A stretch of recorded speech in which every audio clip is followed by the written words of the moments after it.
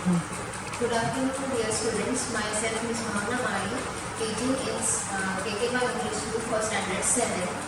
And today I am going to teach you the very first poem, that is the past, present and future. This is a very common, this topic is very common, that is past, present and future. You must be thinking that teacher must be teaching us about what is past, what is future, what is present. No. This is the poem that is written by Emily Bronte. She is a poet who writes very fantasy poems for the children. And she is loved by the children. Those who really read about the poets, they are only knowing about who Emily Bronte. She is a very well-known poet where she writes very fantasy poems for the children. Okay? Past, present, future. Now the poet here, she is asking that to a child, that what does really present mean for you, what does really past mean for you, and what does really future means for you. For a child, past, future, present, these are the things, they are just the common things. Like we are, as by the age we become mature, so these things, they are very different. But according to a child concept, what is past, present and future? Now let us learn the poem. Tell me, smiling child, what the past is like to thee. Here, the word thee, it means you. It is thee, it is the old English for you. It is an old English word. Okay. Now the child answers, an autumn evening, soft and mild, with a wind that sighs mournfully. Now for the child, the past is like an autumn.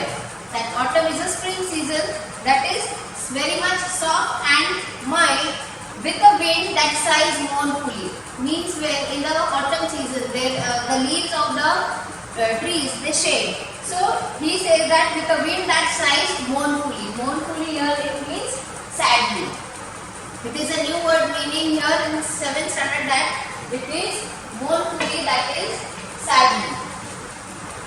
Then next, tell me what is the present hour.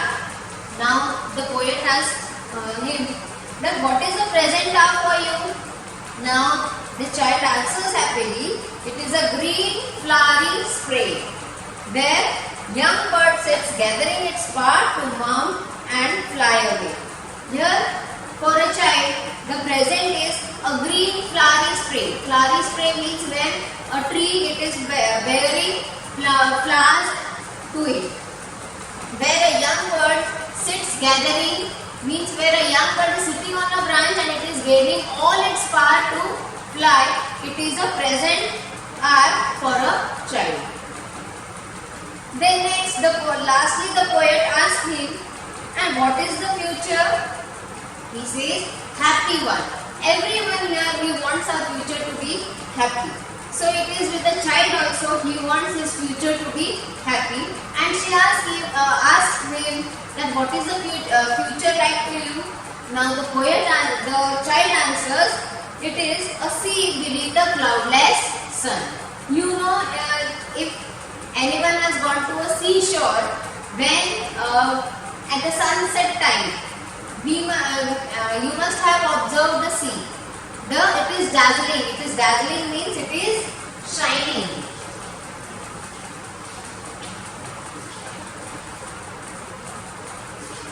It is dazzling and it is a cloudless sun. A mighty, glorious, dazzling sea stretching into infinity. Infinity means what?